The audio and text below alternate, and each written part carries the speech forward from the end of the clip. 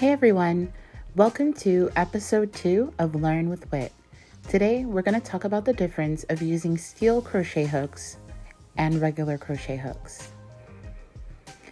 I have a couple of patterns for a doll and wigs and clothes, and they're all micro crochet, which is using very thin yarn or thread and steel hooks rather than regular crochet hooks. And the size of steel hooks are 1.75 millimeter and below, and you get this really intricate fine stitches from using such fine yarn and tiny hooks. And honestly, it's hard to compare this kind of stitching.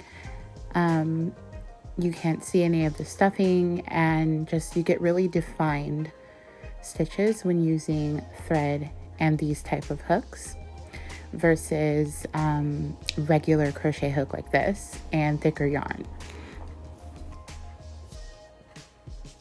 First off, I want to talk about the packaging, and they always cover it with these stickers. You can't really see what's going on back there, but you can see it on this one. So I'll just take the plastic off and show you. It indicates what area your yarn will be resting, the working area, and that's this area that's circled. Let me get a better angle, sorry. Okay, so this little area right here that's circled, that's where your yarn's going to be. You're not going to let your yarn go all the way back to the handle as you would with a regular crochet hook. Your yarn will literally just hang out in this circled area. And that's before the increase and nowhere near the handle.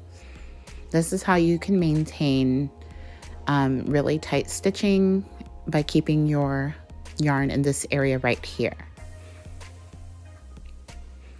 On a regular crochet hook, you shove your yarn all the way down to the handle, and that's how you get consistent gauge.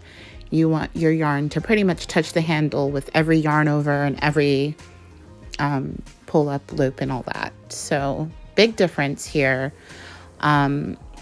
Each of the steel crochet hooks from Clover come with these sheaths, and they're all the same size. Whether it's a 0.6 millimeter or a 1.25 or 1.5, it doesn't matter. They're all the same, the little sheath. So see, I have a 1 millimeter, and then I have a 1.5 millimeter, and I'll show you how similar, well, exactly the same the sheaths are. You slide it over, and there's a little tiny gap, and that helps it kind of stay on without sliding back off. And the gap is the same width in both of these hooks, and I'm going to switch them. That's the purple one, and I'll put the yellow one onto the purple one. It's kind of hard to take them off. And I'll swap them, and they fit exactly the same. So that lets you know if you're using a 1 millimeter hook and a 1.5 millimeter hook, they're the same by the handle. So you don't want your yarn loop to go all the way down. You want it to stay up here. You don't want it to go all the way down by the handle, because you're going to get improper gauge. You want your yarn to stay in this top half of the hook. For my mini doll, I used the 1 millimeter for the eyes, and then I used the 1.5 millimeter for the rest of the doll, the hair included and their clothes. So using the 1 gives you a tighter stitching for the eyes, so that's what I prefer, but you can use the 1.5 for all of the doll pattern. And I'm going to show you what it looks like to crochet using this. And I tend to hold my hook differently when I'm using crochet thread and steel hooks. I hold it as the package indicates, and it helps with maintaining proper gauge and not accidentally letting my yarn get too far down on the hook. It helps me to stay right in that working area.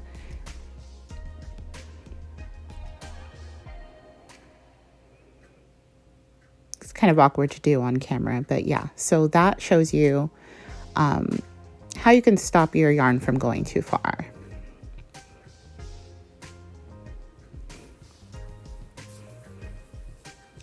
And I just want to show you how I crochet when I'm using a regular crochet hook and regular yarn.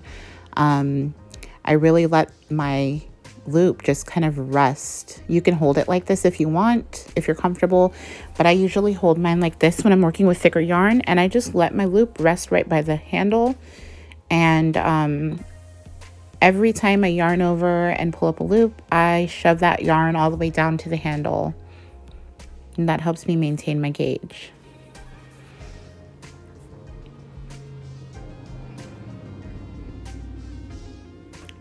So that is really the main takeaway here. There's a big difference in crocheting with steel hooks than there is with regular crochet hooks.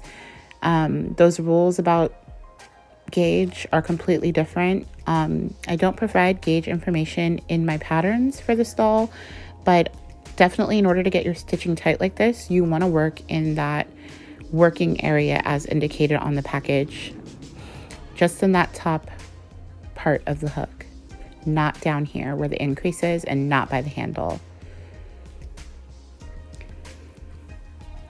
That's my rule with micro crochet. You just use the top half, so just the tip, because the bottom near the handle is the same regardless of what size hook you're working with. So make sure that you pay attention to where your yarn is hitting. Some people like to strap a little bit of like washi tape on their hooks, but I prefer not to. I don't like anything on my hook. So that's an option, so you can stop at the same point every time. I do want to show you basically a little bit more about the clothes. I designed these pants, but I haven't released the pattern yet. I just want to show what they look like on. And they're so tiny that I'll show you how I even use a crochet hook to tie them, because I've got sausage fingers. So just basically wiggle on the pants, and don't mind those strings up in there. I'm not gonna weave those ends in. I don't feel like it. But you just wiggle the pants on, and they're drawstrings, so you tie them at the waist. And I'm definitely going to be using my crochet hook to tie these again. It's like really tiny, but I love micro crochet so much. Don't get me wrong. It's actually my favorite type of crochet. So there you go. And the pattern that I have for doll clothing is actually just this green shirt.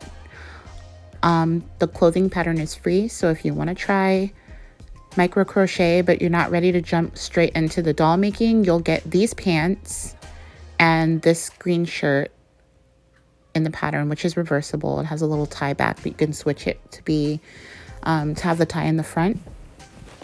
So yeah, if you want to try micro crochet, this is a great way to get started. The pattern is free. It's on my website. I'll leave the link in the description box below. And if you've gained some confidence and you want to go ahead and give the doll a try, you can go ahead and grab the pattern for the doll and the wig as well. And I'll also leave those links below. The pattern calls for 1.5 and 1.0 millimeter hooks, but you can totally use 1.5 for the entire thing. And yeah, that's it. Thank you so much for tuning in to episode 2 of Learn with Whit. I look forward to filming again soon. And if you aren't already subscribed, go ahead and hit that subscribe button and turn on the notification bell so you can get notified whenever I post a new video. Thanks for watching.